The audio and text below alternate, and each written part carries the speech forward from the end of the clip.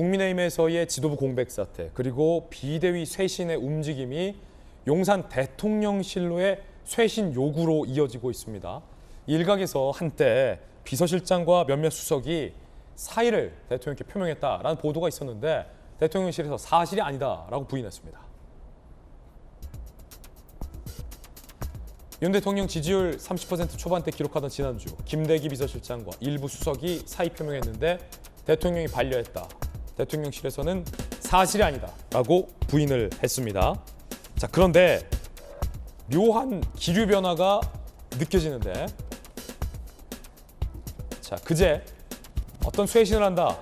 근거 없다라고 대통령실에서 직원들이 참모들이 탁 잘랐어요. 그런데 어제 하루 만에 어떤 방식으로 대통령실에서 무엇을 하느냐는 건 대통령께 결정될 일입니다. 라고 기류 변화를 보였습니다. 이 말은 김영주 의원님 사실 쉽게 해석이 되지요.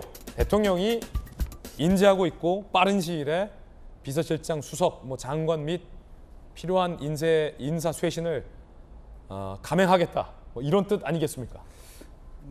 지금 보니까 역대로 큰 틀에서 대규모의 사태 이런 것들이 대충 집권 한 6개월 정도는 가야만 되더라고요. 그것이 지금까지 대통령실의 기본 입장은 어지간한 일로는 아직까지는 이렇게 대대적인 수술을 할 때가 아니다라는 입장인 것 같아요. 그럼에도 불구하고 이런 상황에 어떤 말하자면 그 변화할 수 있는 모멘텀이 필요하다. 그럼 원포인트 교체라든지 이런 부분은 생각해 볼 수 있지 않겠느냐. 또 그런 부분 자체가 공식적으로 주변 사람이 된다 안 된다 이렇게 얘기할 것이 아니라 전적으로 대통령의 판단에 맡겨야 될 것 같고. 원포인트 교체 같은 경우는 굉장히 효과적으로 쓴다면 대통령실에게 활력을 줄 수 있죠. 네. 예를 들어서 가장 문제가 되는 혹은 그 속에서 여당의 요구라든지 가장 요청이 되는 부분을 하나 풀어주는. 그럼요. 예.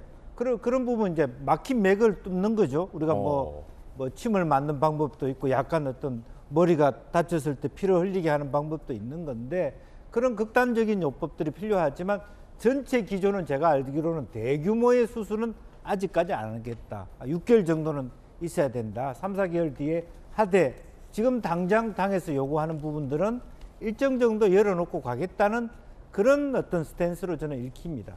그게 중요한 게 정말 개혁적이고 참신하고 유능한 상징적인 사람 몇 명 원포인트로 탁탁탁 인사를 해주는 것이 사실은 지지자들이나 또 국민들에게 있어서 이 대통령께서 고민을 많이 하시는구나 이런 어떤 시그널을 줄 수 있는 거기 때문에 효과적일 수 있어요. 대통령실의 입장은 아직까지 대통령실에 있는 사람도 다 충원이 안 됐다는 게 대통령실 입장이더라고요. 그건 연연하면 안 돼요, 사실은. 네. 예. 이제 그런 부분들을 조금 거기에 연연해서 가면은 이게 굉장히 일을 더 거르칠 수 있다는 걸 생각해 볼 필요 있을 것 같습니다. 김영주 의원님의 깊은 해설 들어봤습니다.